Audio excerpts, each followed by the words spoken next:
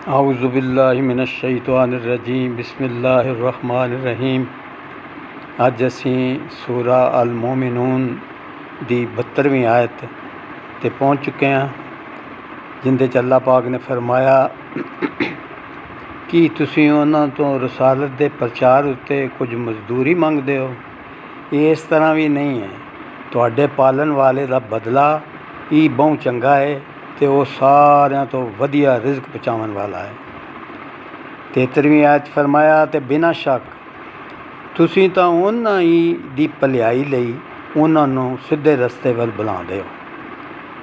74वीं च फरमाया ते बिना शक जिहड़े लोग आखरत उत्ते ईमान नहीं रखदे वो ज़रूर सीधी राह तो कन्नी कतरांदे रहिंदे ने, ते जे असीं उन्हां उत्ते मेहर कर दईए ते जिहड़ा दुख उन्हां नूं लग्या होया है ਉਹਨੂੰ हटा देइए ਤੇ ਉਹ ਭੁੱਲਦਿਆਂ ਭੁਲਾਉਂਦਿਆਂ ਆਪਦੀ ਆਕੜ ਵਿੱਚ ਹੋਰ ਪੱਕੇ ਹੋ ਜਾਵਣਗੇ।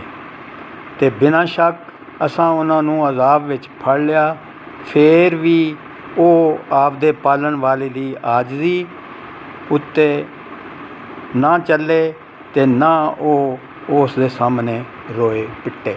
ਸਦਕ ਅੱਲਾਹੁ ਮੌਲਾਨਾ ਅਲ ਅਜ਼ੀਮ।